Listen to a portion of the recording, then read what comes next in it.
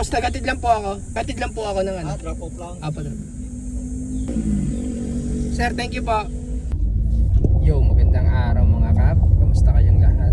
So, ngayon may home service nga pala tayo sa dalawang client. Ang unang client natin ay sa Ibaan, Matala, Ibaan, Batangas. So, ngayon nandito tayo ngayon sa Santo Tomas. Kakadrop lang natin kay Mrs. Tapos, mula dito, biyahe tayo hanggang Ibaan, Batangas. Sa unang client natin. Yung gagawin natin ngayong araw ay parehas cornrows yung client natin. So, ayun, ka-update na lang ako pag nandun na tayo.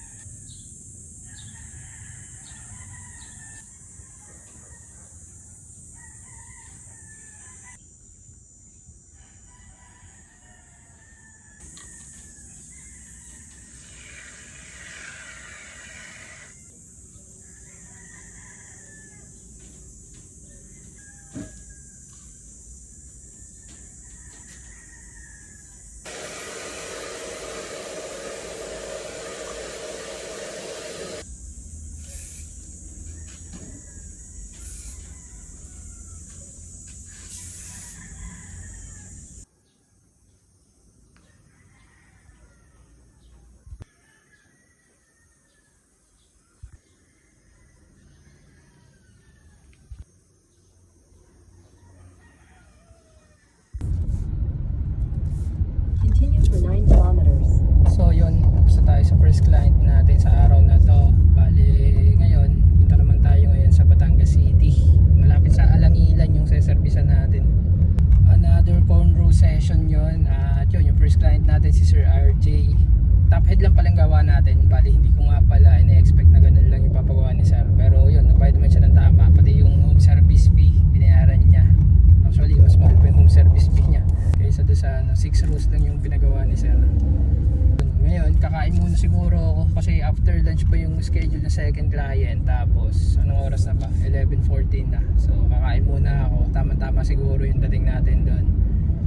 So, yun. Update ko na lang kayo pagdating natin sa second client natin.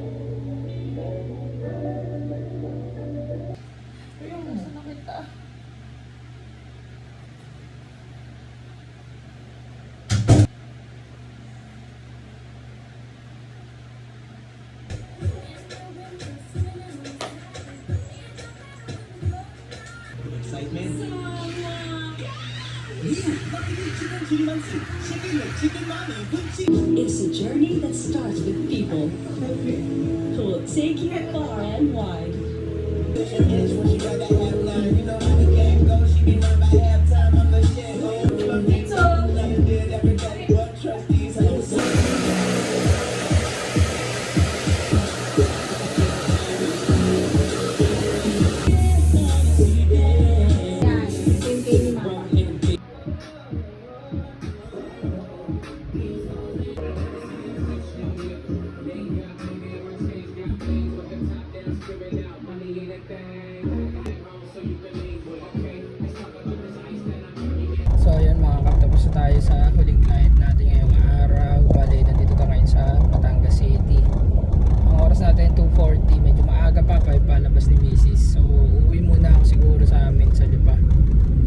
makalipas ng oras, tapos tsaka tayo susundo kay Mrs. ng mga 4:30 siguro yun. Medyo mahaba-haba pa yung oras, may time pa tayo para magpahinga.